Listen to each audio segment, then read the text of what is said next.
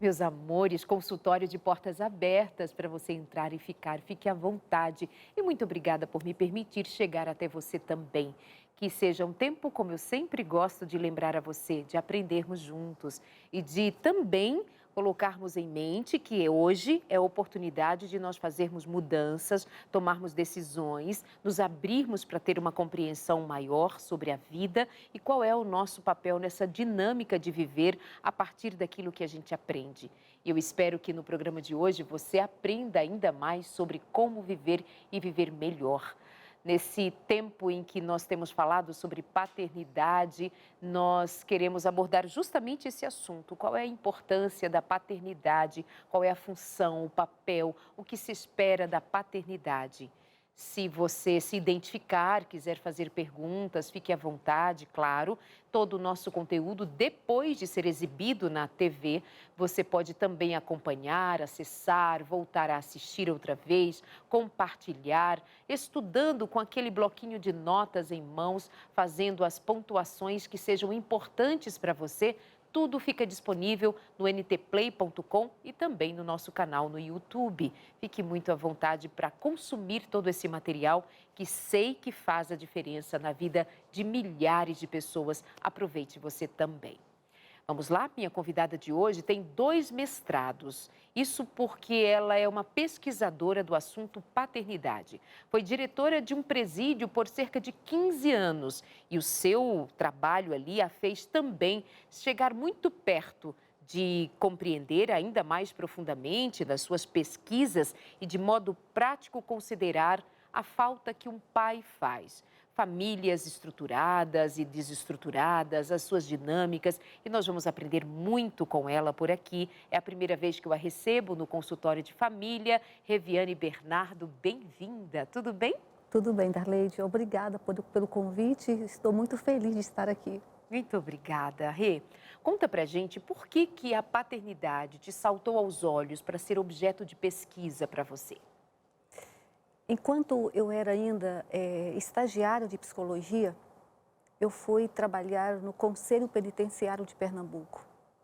E um dia fui convidada pelo presidente para ir até o presídio. E eu cheguei em um dia que estava tendo uma reunião com o promotor de justiça e havia ali mais de 3.000 homens conversando em relação a questões do sistema prisional. E aquilo me chamou a atenção, porque a maioria daqueles homens que estavam ali eram homens entre 22 e 39 anos. E quando eu saí, eu ainda fiquei mais chocada, porque havia uma fila de mulheres interminável.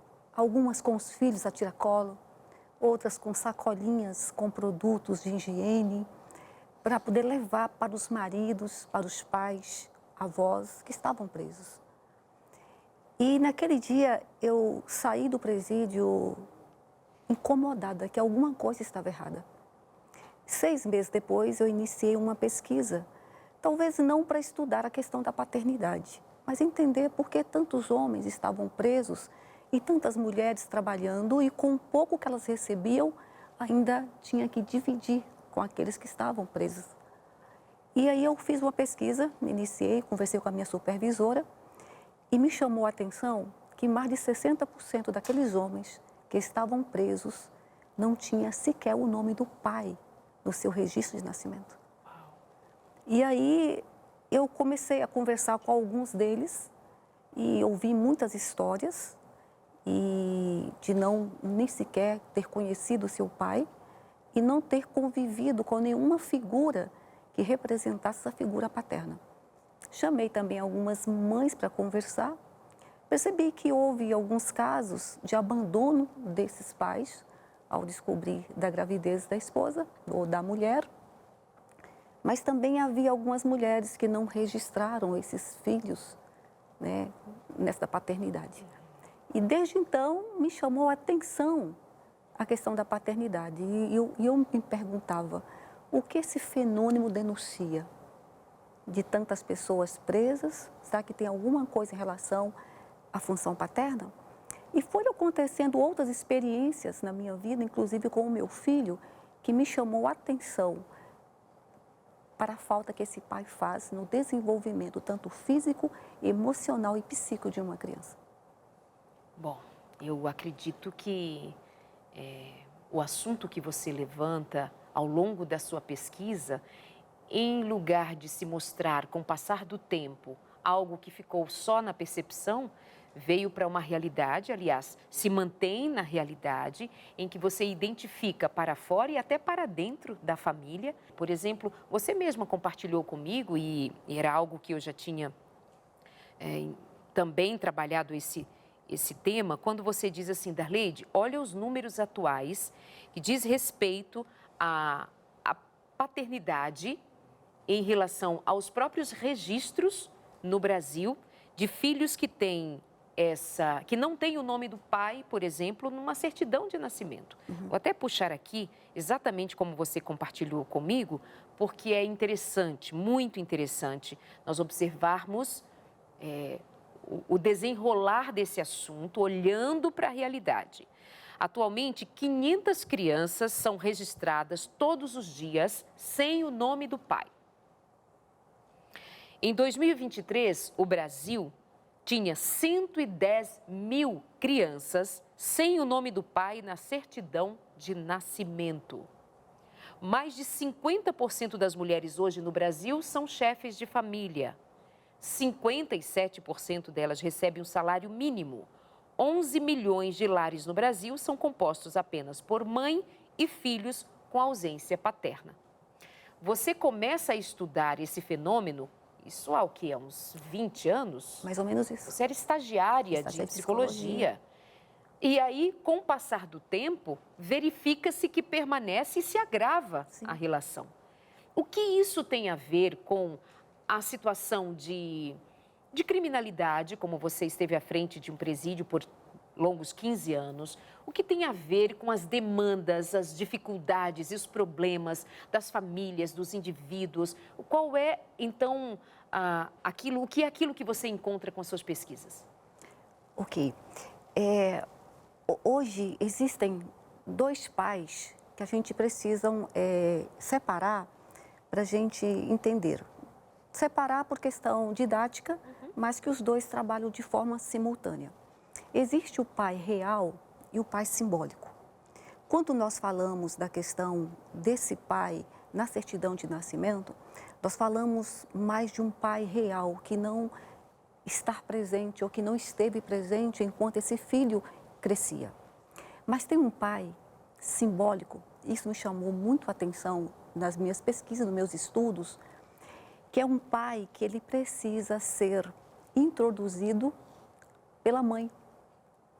A mãe que faz a introdução desse pai nesta simbiose, nesse vínculo de mãe e bebê. Então, é possível que nessas relações onde existe essa ausência paterna real, também exista esta ausência paterna que é simbólica. E como essa mãe ela tem o poder de trazer esse pai para o seio da família. Apresentar esse pai para o filho. Isso é muito importante, para o pessoal aí de casa entender exatamente do que se trata. Tem um pai que de fato não está presente. Sim. Estes que não estão nos registros, estes que talvez estejam nos registros, mas não estão fisicamente presentes, são os pais biológicos, mas não são afetivos, uma categoria de pais. E que nos chama muito a atenção pelo número importante que revela a ausência destes homens. Mas o que a Revienne está chamando a atenção é para que também existe um pai que está presente fisicamente, mas tem uma mãe que talvez não apresente. É aí que você disse que num dado momento olhou para o seu filho em casa, você, seu marido, seus filhos, você olha para o filho e se percebe aqui, como é que eu, mãe, estou apresentando o pai para o meu filho? Passou até pela tua casa. Sim, exatamente. Porque quando a criança nasce, a mãe, ela sente a transformação do seu corpo logo no início dessa gravidez. O pai não. O pai, mesmo acompanhando a gravidez, acompanhando esta mãe nos exames pré-natais, ele só se torna pai quando o filho é apresentado para ele. Então, no momento que esse filho nasce, ela apresenta, esse é o teu filho. E para o filho, este é o teu pai. Ou seja, a função paterna, ela é introduzida pelo discurso da mãe. Ela que introduz esse pai. Sem essa introdução, esse pai, ele pode estar presente, mas ele não tem a autoridade em relação a esse filho, porque a autoridade do pai passa pelo discurso da mãe. Isso me chamou muita atenção, porque quando o meu filho mais velho nasceu, eu percebia que meu esposo tinha dificuldade de segurá-lo. Até por uma história traumática que ele tinha na infância, eu fui entender isso depois, mas no momento eu não percebi. E eu chegava com a criança, colocava nos braços dele, ele não conseguia fechar os braços, deixava os braços abertos, eu disse, vou machucá-lo, eu não consigo segurá-lo. Claro que era o primeiro filho, e às vezes tem essa dificuldade, mas eu sentia que existia algo maior do que isso. Eu fazia na época psicologia, então isso me chamava atenção, me incomodava.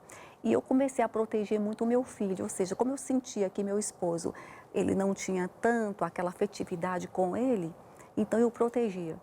Já os dois outros filhos, eu percebi que era diferente. Depois, com o tempo, eu fui pesquisando e descobri o motivo porque o meu marido, ele não teve essa afetividade com o nosso filho mais velho. E meu filho, quando chegou ali, aos 13 anos, ele começou a dar muito trabalho, muito. E assim, de eu sentir medo que eu pudesse perder o meu filho para as drogas ou para outro tipo de transgressão. Porque ele desafiava, sabe, o meu esposo, a mim também. E todas as vezes que ele aprontava, eu ia, não o meu marido. É como se eu queria que meu marido agisse a questão daquilo que ele fazia, mas ao mesmo tempo me doía quando meu marido tentava discipliná-lo. É como se eu não tinha dado autoridade para o meu marido ser pai dele. Até que um dia depois que eu tinha aprontado, eu disse, eu tenho que fazer algo. Já tinha estudado um pouco sobre isso e eu cheguei para o meu marido e disse, olha, aqui está o teu filho. Filho, aqui está o teu pai. A partir daquele momento eu afastei de cena. E ali eu percebi que houve um corte simbiótico entre eu e meu filho, para que meu marido pudesse agora atuar como operador da lei. Esse é o papel importante do pai. Quando a mãe permite que esse pai, ele é introduzido no seio da família, ela dá para ele o lugar de ser um operador da lei. A partir daquele momento, aquele pai, ele tem essa autoridade por parte dela. E é tão interessante que quando essa criança nasce, que esse filho é apresentado para esse pai, aí volta para casa, e essa mãe, ela tem uma função importante também. Qual é a função desta mãe? De nutrir esse filho, de acolher esse filho de um desamparo logo após o nascimento, porque o nascimento ele é traumático, né? A criança está ali naquele ambiente seguro e de repente ele é expulso para um mundo com barulho, com uma luz excessiva. E naquele momento é preciso que aquela mãe ampare aquele filho, acolhendo.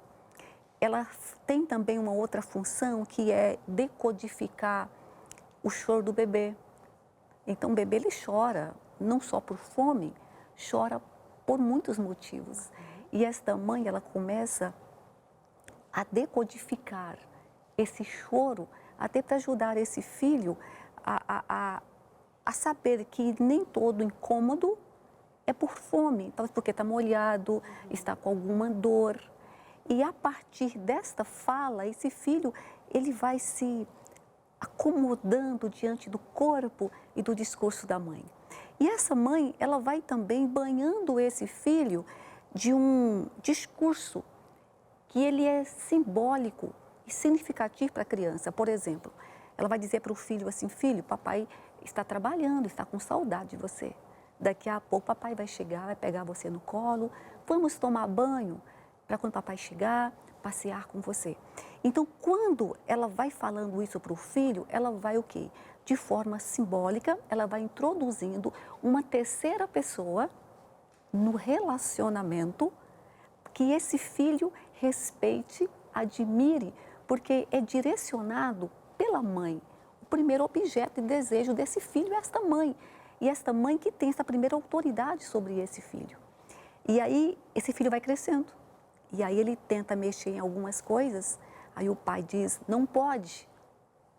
Aí a primeira coisa que ele faz é olha para a mãe, para ver se a mãe vai autorizar ou não a fala desse pai. E no momento que a mãe autoriza a fala desse pai, então ele aceita a sua voz como autoridade. Mas se a mãe não autorizar esta fala, o pai pode ser valente, ele pode ser bravo, mas o filho não vai respeitá-lo. Ele vai ter medo do pai, mas não respeitá-lo. Então, o respeito do filho pelo pai perpassa pelo respeito que a mãe tem por esse pai. E aí a gente retoma um texto bíblico que quando Pedro diz, mulheres, respeitai os vossos maridos. É um texto equivocado por algumas mulheres e também por alguns homens que usam isso para tentar responder em relação ao machismo, né? Ele é um texto justo, entendido equivocadamente. Equivocadamente. Fora do seu contexto. Fora do seu contexto. E por que Pedro pede para a mulher respeitar os seus maridos? Ele está dizendo, mulher, respeite o teu marido, porque é através do seu respeito que o seu filho vai respeitar o pai. E dentro do sistema prisional eu percebi exatamente isso, que por detrás de muitos filhos que não respeitam o pai, tem uma mãe também que não respeita. Isso me chamou a atenção e naquele momento foi o que eu fiz em relação ao meu filho. Eu cheguei para o meu esposo e disse, é o teu filho. E o meu filho, ele buscava dar lei de que alguém pudesse dar esse limite para ele. Muitas vezes os pais não entendem, mas uma rebeldia de um adolescente pode ser apenas buscando por alguém que diz, não faça isso. Porque o limite, ele nos organiza. Ele traz ordem. Quando nós temos uma rotina, quando nós sabemos que algumas coisas não podem ser feitas, que há uma proibição em relação a isso, isso nos dá segurança. Enquanto algumas pessoas acham que a liberdade que nos dá a segurança de fazer qualquer coisa, é o contrário. O limite nos dá essa segurança. O limite também é amor. Sim. O limite com amor é o limite protetivo que é sentido, que é necessário. Veja, você vai discorrendo sobre esse assunto e eu fico pensando sobre algumas das situações que a gente encontra na vida. Por exemplo, muitas mulheres elas vão dizer que não há espaço para este respeito em função de este pai, aos seus olhos, ou de fato ser verdadeiro, que ele não seja respeitável. Como é que você analisa, como é que entra aí a relação conjugal para antes da paternidade e maternidade envolvidas? Como é que você analisa a conjugalidade? Essa mulher respeita este homem, sendo que este homem e esta mulher estão em grandes dificuldades enquanto casal. Nós vamos encontrar, em outro momento, mulheres que têm uma nobreza, vou dizer assim, uma condição de muita resiliência, em que elas têm divergências sérias com o pai e esse casal não está bem, mas tem uma mãe que protege a figura do pai para o filho a todo custo. Já encontrei situações, e você melhor do que ninguém aqui entre a gente pode dizer se é uma exceção, é algo que a gente possa encontrar mais facilmente, de mães que o pai pode até estar no presídio, mas ela diz, seu pai é um bom homem. Sim. Ela apresenta esse pai ainda com esse discurso na tentativa de salvar esse filho. Ou seja, eu disponho aqui para você, então, situações que eu gostaria que você discorresse sobre, porque ela é certamente a pergunta de muitos ali. O que eu faço para apresentar meu marido ao meu filho, sendo que este homem não é respeitável, digamos assim, do ponto de vista dela, ou que seja real, enfim. Como psicóloga, como esposa de pastor, eu converso com muitas mulheres. E eu percebi que muitas mulheres, elas guardam mágoas no seu coração. E que muitas dessas mágoas foram causadas por homens. Pelo pai, pelo marido, ex-marido, um chefe, um ex-namorado. E isso faz com que a relação com esse homem se torne difícil. E muitas mulheres, elas olham para os homens muito com essa rivalidade. Então, quando elas casam, elas projetam nos maridos aquelas mágoas que ela guardava no seu coração em relação a homens do passado, e isso ela acaba fechando esse relacionamento até para poder endereçar esse filho para esse pai. Por que estou dizendo isso? Eu fui uma menina muito magoada com meu pai, muito. Da minha família, eu não via muito exemplos de casamentos que eram felizes. E eu não me casei no primeiro momento para ser feliz. Eu nem acreditava que um casamento poderia trazer a felicidade. Eu casei mais para buscar a liberdade. Porque meu pai, ele era muito ciumento, ele era muito possessivo, era muito machista. E eu acompanhei a minha mãe sofrendo muito em relação a todo esse processo. Então, quando eu casei, eu tinha um conceito de que homens machucavam. Que qualquer momento ele ia me machucar. Então, eu me defendia. Cresci com 4 irmãos. Então, quando eu casei, eu encontrei um marido maravilhoso. Eu quero até dizer para algumas mulheres que estão nos assistindo, tem muitos homens bons por aí. Eu sou casada com um deles. Também. Né? Eu sou casada com um desses homens maravilhosos que nós temos hoje. Mas eu sempre estava armada para o meu marido. Um dos maiores desafios que eu encontrei no meu casamento foi olhar para meu marido e ver aquilo que Deus via. Eu tinha dificuldade de olhar para ele e ver o homem bom que ele era. Porque eu tinha quase uma certeza que a qualquer momento ele ia me decepcionar ou ele ia fazer algo que ia me machucar. E foram exatamente essas pesquisas que me ajudaram a entender que a mágoa que eu colocava sobre meu marido era uma mágoa que eu não tinha sido curada. Porque quando você não é curada de algo, o casamento por si só ele não vai te libertar disso. Você talvez nem tinha consciência de uma mágoa com seu pai. Não tinha, não tinha. Eu só descobri isso depois de muito tempo e eu conversei com ele sobre o assunto. Ele nem imaginava que eu tinha essa mágoa. Até porque, por exemplo, quando eu completei 10 anos de idade, ele chegou para mim e disse que eu não ia estudar mais. Porque mulher, para casar, era só ler e escrever. E eu já sabia fazer isso. E eu fiquei 5 anos sem estudar. Sério? Sério, 5 anos sem estudar. Até que um pastor convenceu que eu deveria voltar a estudar e ele deixou que eu fosse para um internato. E lá eu encontrei meu marido, né, no estado de Pernambuco. Então, isso foi acumulando dentro de mim algumas coisas.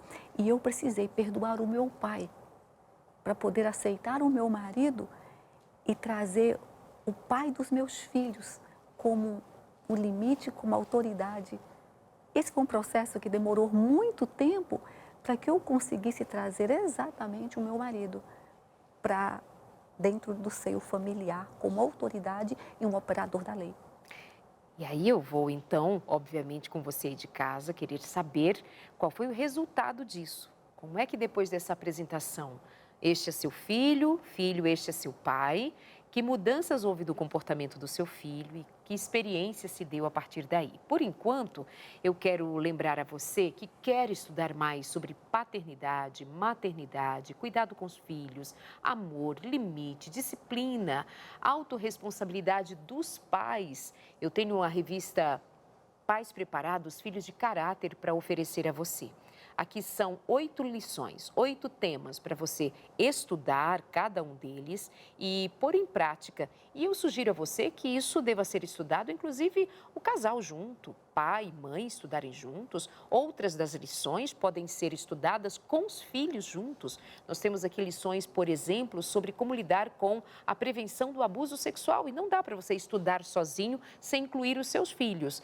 Então, eu sugiro que você que quer muito dar ainda melhores condições aos seus filhos e você também ter melhores condições de ser pai e mãe de fato e de verdade, que ligue agora para a gente no 0 Operadora 12 21 27 31 21. 12 21 27 31 21.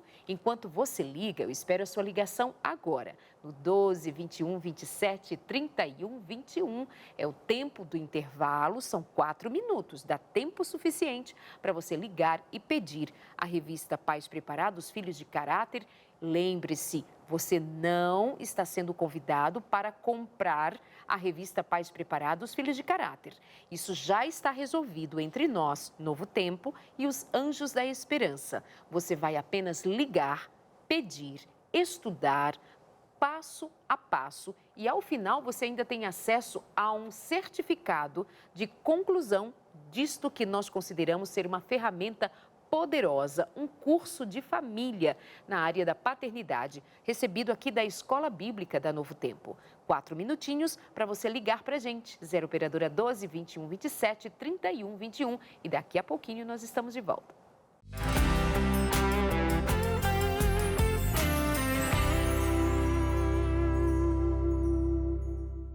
Amores, que tema, que assunto importante.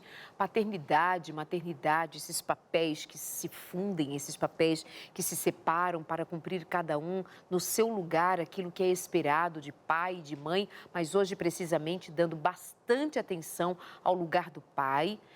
Vou dizer até assim, talvez concedido pela mãe, se cabe dizer, né? Se essa mãe apresenta o filho ao pai, e aí a gente diz assim, nós mães somos leoas, né? Nós trazemos nossos filhos para nós e às vezes protegemos nossos filhos do pai. E se encontra um homem que não tem habilidade da paternidade já em si, porque tem homens que sonham em ser pais, não tem? Tem pais que desejam, tem pais que conversam com o bebê quando ainda está na barriga da mãe, outros não. E aí a gente precisa saber desse universo. Bom, quero dizer a você que ligou para a gente e pediu a revista Pais Preparados, Filhos de Caráter, parabéns, parabéns para você. Quem ainda não fez, pode ligar para a gente ao longo do programa ou quando terminá-lo, só não deixa para depois. Nós estamos aqui conversando sobre um assunto que toca a tua vida e nós queremos continuar juntinho de você aí de casa por meio da revista Pais Preparados, Filhos de Caráter. Minha convidada de hoje, Reviane Bernardo, ela é pesquisadora do assunto paternidade, enquanto psicóloga e interessada demais nesse assunto que faz toda a diferença termos compreensão mais profunda sobre qual é o lugar do pai na família. Reviane, nós estávamos dizendo sobre as suas pesquisas e passou pela sua casa e ficamos aqui curiosos de saber, desde o dia em que você apresenta seu filho ao pai e o seu marido é apresentado ao filho e você quase que se retira e deixa-os livres para viver a relação deles, sem aquele temor, aquela ansiedade de proteger, de correr. Não fala assim, não diz assim, deixa que eu cuido. O que foi que aconteceu posteriormente? O meu filho mudou. E meu esposo mudou também com ele, né? Foi uma aproximação que para mim foi uma surpresa pelo curto tempo e espaço que os dois conseguiram se entender. E isso trouxe para mim, na verdade, exatamente, né, que esse conceito ele estava certo, o quanto o filho ele precisa desse pai, como esse pai ele ajuda esse filho nesse processo. Uma das coisas importantes que eu percebi, né, acompanhando, porque minha casa tornou um laboratório. Foi exatamente o que aconteceu. Eu ia fazendo as intervenções, mas ao mesmo tempo eu ia acompanhando as mudanças que estavam acontecendo, até porque a gente tem uma teoria nas mãos e temos que testar para ver o que funciona. E uma coisa importante que a teoria vai trazer para a gente, no momento que esse filho nasce, é necessário uma simbiose. Ela é necessária. Até porque, se essa simbiose não acontecer, essa mãe não vai estar disponível a esse filho recém-nascido 100%. Ela precisa disso. Porque no momento que esse filho nasce, ele precisa ser cuidado. E esse cuidado que essa mãe tem por esse filho, até os 4 meses, 5, 6 meses, até o tempo que ela é concedido a essa mãe, licença maternidade, já é pensando exatamente nessa simbiose. Porque esse filho depende totalmente desta mãe. Então, esse filho tem essa mãe como primeiro objeto de amor dele. Há uma extensão entre mãe e filho. E essa mãe, ela vê esse filho como um todo. Isso é importante falar, porque é exatamente o que aconteceu comigo, quando esse filho nasce, essa mãe, além de cuidar, de acolher, tirar do desamparo desse nascimento, mas dá esse filho a um lugar. Porque o filho, antes de nascer, ele já é concebido pelo desejo da mãe, de ter esse filho. E ela vai colocar esse filho naquele lugar. Existem mães hoje que têm um desejo de ter um filho para talvez substituir um outro filho que ela perdeu. E esse filho nasce exatamente neste lugar. Às vezes, um casamento que não está dando certo e a mãe tem esse filho para poder fazer com que o casamento melhore. E esse filho nasce com uma missão de unir os pais. E sobre ele vai recair uma grande responsabilidade de não deixar os pais separarem. Então, desde pequenininho, que ele já tem uma missão para se cumprir. E tem vários desejos que essas mães têm em relação ao filho. E eu tive que descobrir qual o desejo que eu tinha desse filho. Então, na época, ele fazia teologia, estava fazendo o primeiro ano de teologia. Eu estava muito só. Ele participava praticamente toda semana, né? A semana inteira, estudando o curso e pela manhã, tarde, noite, eu não tinha tempo, né, de ficar junto. Ele estava estudando na época. Então, a minha gravidez, ela me deixou plena. É exatamente o que acontece com a mãe. Quando a mãe ela fica grávida, parece que uma plenitude chega perto dela. E quando o filho nasce, acontece a mesma coisa. E eu olhar para o meu filho, eu dizer, não falta nada para mim. Ele é tudo para mim. Ela se torna plena quando ela deseja também, não é? Quando deseja também. O desejo também se torna plena. Pleno. Né? E até porque a maternidade é algo fantástico, né? A gente passa por mudanças, transformações que só quem passa por esse processo entende.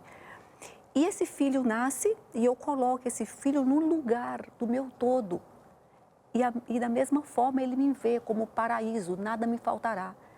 Ou seja, a mãe está ali para poder atender aquele filho em tudo. E essa simbiose, até os 6 meses, é importante. Por que ela é importante? Porque o vínculo mãe com filho é a primeira ponte interpessoal que ela é construída e ela serve como base para todos os relacionamentos que o filho vai ter a partir de então. Então, tem um termo que é usado por um autor chamado Nicote, que ele vai trabalhar sobre mãe suficientemente boa. Que mãe é essa? É aquela que não frustra e não gratifica o filho de forma excessiva. Então, chega um momento que esse cuidado é necessário e que seja de forma contínua, até para que esse filho entenda que no momento que ele sente fome, essa mãe já está lá para poder alimentá-lo. E chega um momento que esse filho, ele acha que ele é onipotente, que é o desejo dele que faz com que as coisas aconteçam. E que isso também é importante para essa criança nesse momento. Mas vai chegar um momento que esta mãe precisa separar desse filho, que é um corte que nós chamamos hoje, e quem faz esse corte é o pai. Você inicialmente falou ali algo em torno de 4 a 6 meses. É de fato isso? Nesse primeiro momento, em termos de período, nesse primeiro momento, essa criança e essa mãe precisam ser quase uma extensão do outro. Isso. E é para o bebê a mãe extensão dele, né? Sim. Ele só se enxerga pela mãe, é um seio, é o olhar, é ele mesmo.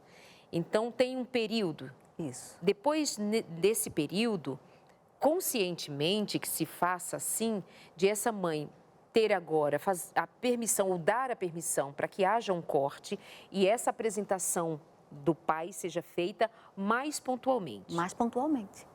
E aí esse pai, ele vai desse momento fazer com que essa mãe diminui aos poucos essa simbiose que tem com o filho. Ela tem que voltar ao trabalho. Aí ele vai incentivar essa volta ao trabalho. Ele vai ficar com essa criança enquanto essa mãe toma um banho mais demorado, que ela consiga começar a comer e termina sem ser interrompida várias vezes pelo bebê. Então, ele vai... Por isso que esse pai real também é importante, porque o pai simbólico é aquele pai que está no discurso da mãe. Aquele pai que a mãe apresenta no seu discurso e introduz para o filho como essa terceira pessoa. Mas o pai real, ele está ali acompanhando esse filho nesse desenvolvimento. Então, no momento que esta mãe, ela direciona o olhar para outra coisa que não seja o filho, ele vai pensar assim, o que eu tinha que eu perdi, que eu não sou mais o todo dela. E isso instala uma falta. E essa falta, ela é importante porque a partir desse momento, o filho e a mãe vão viver a angústia da separação. Mas é esta falta que vai fazer com que esse filho, que até o momento ele tinha apenas a mãe como o seu objeto de desejo, ele vai desejar outras coisas. Mas, gente, calma aí, tá? A gente está falando de um processo dentro desse encontro e desencontro que se deva dar para que haja descoberta do indivíduo sobre ele mesmo, o bebê se identificar não a extensão do corpo da mãe, mas ele o indivíduo. Isso é um aprendizado que precisa acontecer. Agora, Reviane, o que dizer sobre ser um processo enquanto chegou da maternidade, o pai real está, o simbólico já pode aparecer? Por exemplo, a gente falou ali de período, 4 a 6 meses. Lembre-se, nós estamos falando de uma teoria, aí a gente vem para a vida real, né? É da teoria para a vida real e a vida real que se encontra nessa teoria formatando-se nela. Chegou a mãe como seu bebê da maternidade, ela e o bebê é uma coisa só. Mas tem o pai que vai pegar esse bebê no colo desde então. Como é que se dá nesse processo indiferente ou indistintamente de período? Ele já está, ele já é tanto real quanto simbólico. Sim. A partir desse discurso, ela já vai introduzindo esse pai real que pega o filho, que está perto da mãe. Isso tudo vai construindo uma imagem. E vem um terceiro pai, que nós chamamos de pai imaginário. O pai que esse filho vai construindo por aquilo que ele vive, pelas suas experiências e pelo aquilo que a mãe fala. Agora é o pai do filho, o pai do pai filho. Que passa pela mãe. O pai apresentado da mãe é o pai real, mas agora tem o pai que o filho enxerga. O filho enxerga a partir das suas vivências e daquilo que ele escuta. Por isso que eu sempre digo, quando eu vou falar para mulheres, nunca fale mal do pai, do seu filho para ele. Porque isso vai fazer parte de um registro, de uma imagem que ele vai construir na sua mente. Se um dia o pai não foi aquele pai, na verdade, que ele imaginava, ele vai descobrir isso com 12, 13, 15 anos. Mas você formar uma imagem na mente desse filho, isso é muito prejudicial. Hoje já tem até uma lei que pode punir algumas mulheres que fazem, algumas mães que fazem isso. Talvez por ciúme, talvez por vingança, tenta... Faz uma alienação parental. Exatamente. A alienação parental hoje se tornou um crime por causa disso, né? Pais que foram formados, construídos de forma negativa na mente dos filhos através de um discurso. Porque o discurso da mãe é muito poderoso. Se as mulheres entendessem isso e usassem toda essa influência que ela tem para o bem, você não tem ideia o quanto nós teríamos hoje famílias muito mais saudáveis e muito mais fortes. Não estou dizendo que a mulher cabe a ela toda essa responsabilidade. Você está dizendo que ela tem o poder. Mas ela tem o poder de fazer isso, né? Então, voltando à questão da simbiose, então, neste momento, instala nessa criança uma falta. E essa falta é necessária para a vida dele. Porque no momento que essa falta é instalada nesta criança, ela vai ter que renunciar esse amor inicial desta mãe para não perder o amor do pai. Esse é um processo lindo que acontece, ou seja, até então ele acha que a mãe é dele, é a propriedade dele. O pai fala, não, a mãe é minha. Aí pega esse filho, coloca no quarto dele, ele chora. Ele vai ficar ali imaginando, mas por que eu não posso estar lá? Os dois estão lá, mas eu não. E ele começa, na verdade, agora a dizer, eu não posso ter a minha mãe para mim, então eu vou crescer e vou ter uma mulher como a minha mãe. Então ele começa a desejar ter aquilo que o pai tem. Por que o pai é importante para o filho? Tem várias características, vou trazer três aqui. Primeiro, o pai, ele é segurança de afeto para esse filho e também física para esse filho. Segundo, o pai, ele é provisão. Como você falou na pesquisa, né? 57% hoje das mulheres, elas recebem um salário mínimo. Então, quando o pai não está presente como um provedor, é possível que algumas famílias passem por algumas necessidades. Então, o pai estar presente também é um sinônimo também de provisão. E o terceiro é o destino. É o pai que direciona o seu filho para conseguir encontrar o caminho. Depois que ele se separa da mãe, ele fica desamparado. No primeiro momento, quem ampara esse filho quando nasce é a mãe. Mas no segundo momento, quando esse corte é realizado, é o pai que ampara esse filho. Ele ampara para ajudá-lo a ter autonomia e ter uma individualização. Você é você, você não é a sua mãe, você é o filho da mãe, mas não é ela. E nesse momento, esse filho, ele vai agora buscar não mais pelo desejo da mãe, mas pelo desejo dele. Existem muitos filhos que estão alienados ao desejo da mãe. Eles abrem mão dos seus próprios desejos para realizar aquilo que a mãe deseja que ele realiza. Porque não houve, na verdade, esse processo de autonomia e de individualização através dessa função paterna. Agora, Reviane, e quando esse pai não está lá? Vamos falar um pouquinho dele. Quando esse pai não se encontra nessas características, ele pode até estar fisicamente. Depois a gente fala dos que não estão de fato. A gente faz um outro momento sobre o tema, mas considerando então exatamente outros desdobramentos dessa falta do pai, e a gente vai conversar melhor sobre isso, tá bom? Com a Reviane. Mas por hoje, assim, ó, esse marido está fisicamente, mas ele não é um homem que passa segurança. Digamos que ele não seja aos olhos da mãe, mas eu também quero dizer que penso que às vezes ele não se coloca como tal operador da lei.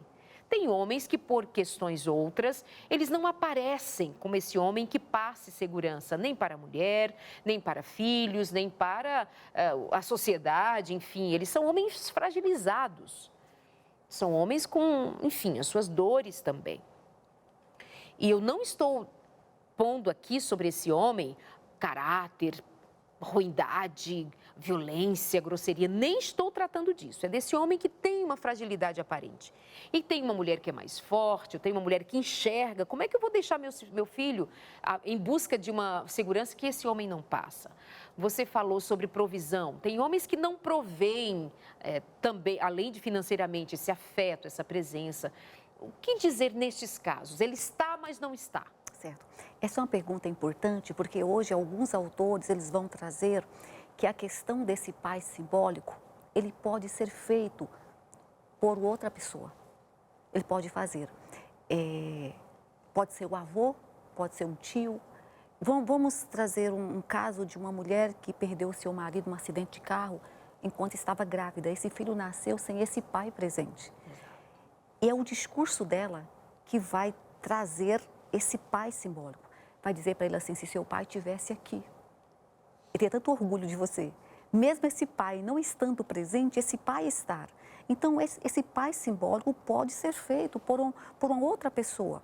Porque o pai simbólico ele vai trabalhar exatamente no corte, separar a mãe desse filho de uma simbiose para que a lei seja introduzida. Porque no momento que esse filho renuncia esse desejo inicial que ele tem, ele submete à lei para não perder esse amor desse pai. Então, a ideia construída desse pai que não está fisicamente, usando esse exemplo que você diz, esse pai não está, ele morreu, mas tem o discurso da mãe que constrói esse pai para esse filho. Isso. Fica no campo do ideal, de uma realidade que se dá somente de forma virtual.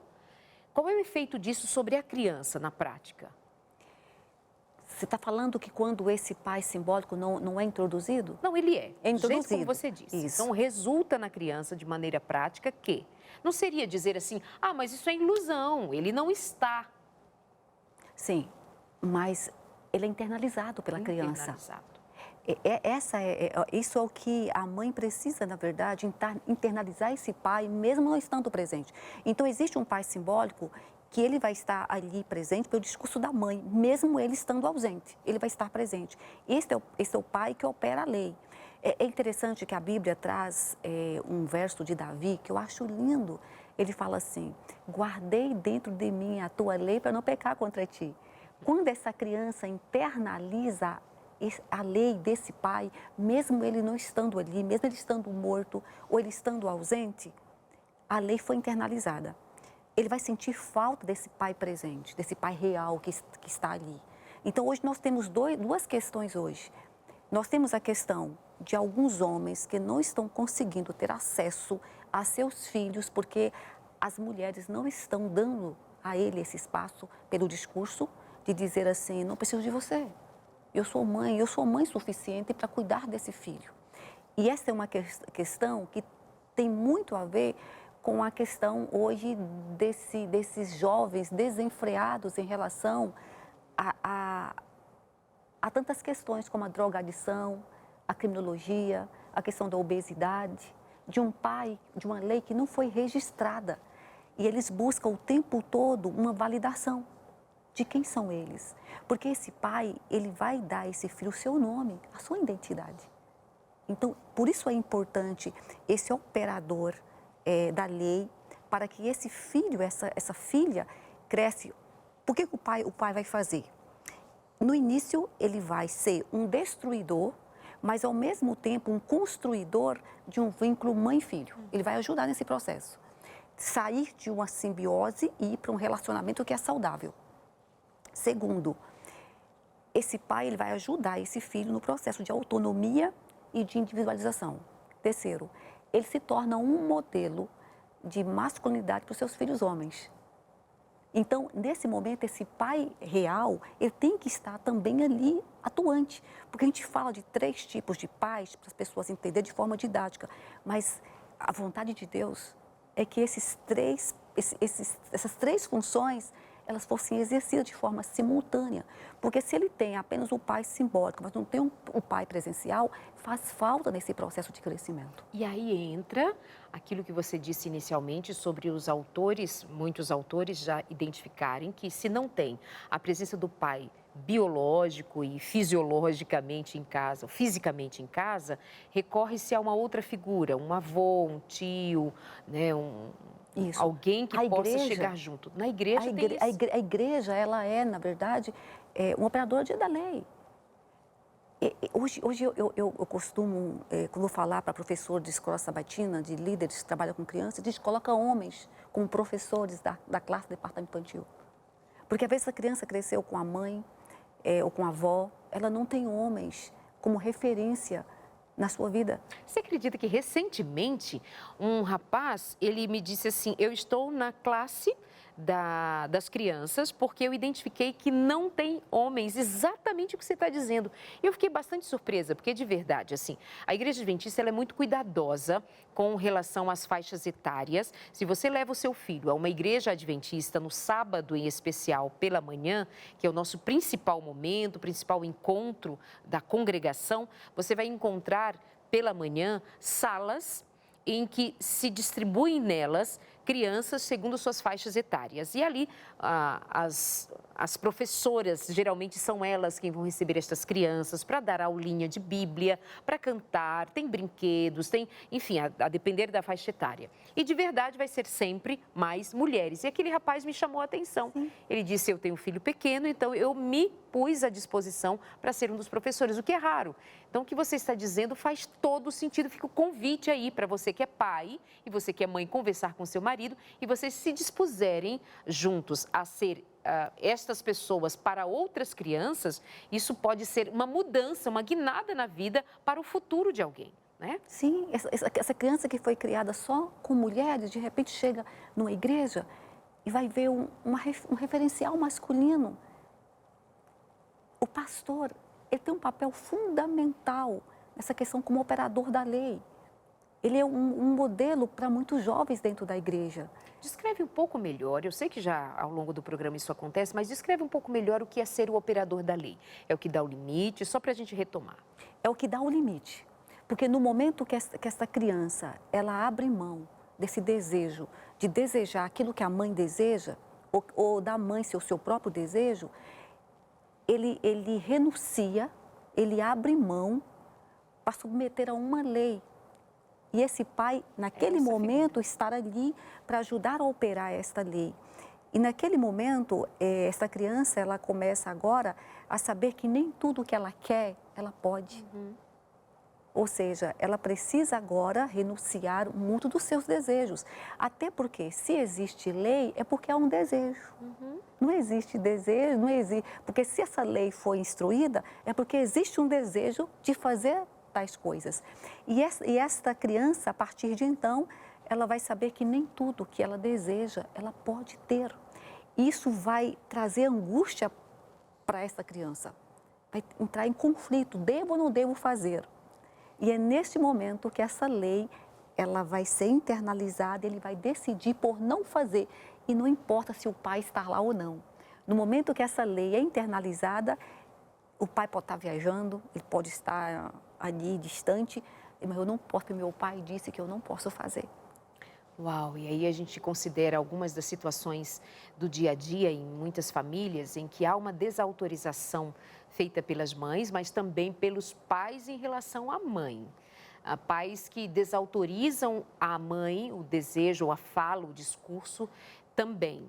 E aí isso me faz lembrar que acompanhei uma história, ou, enfim, amigos, que um dia o homem me conta assim, que o filho fez um pedido para a mãe e a mãe disse não, uma pré-adolescente. E ele foi ao pai saber o que o pai diria, se seria a mesma resposta que a mãe. E o pai pergunta assim, o que a sua mãe lhe falou? E ele disse, a mamãe falou não. Ai, por entre os dentes, né? Baixinho assim, a mamãe falou que não.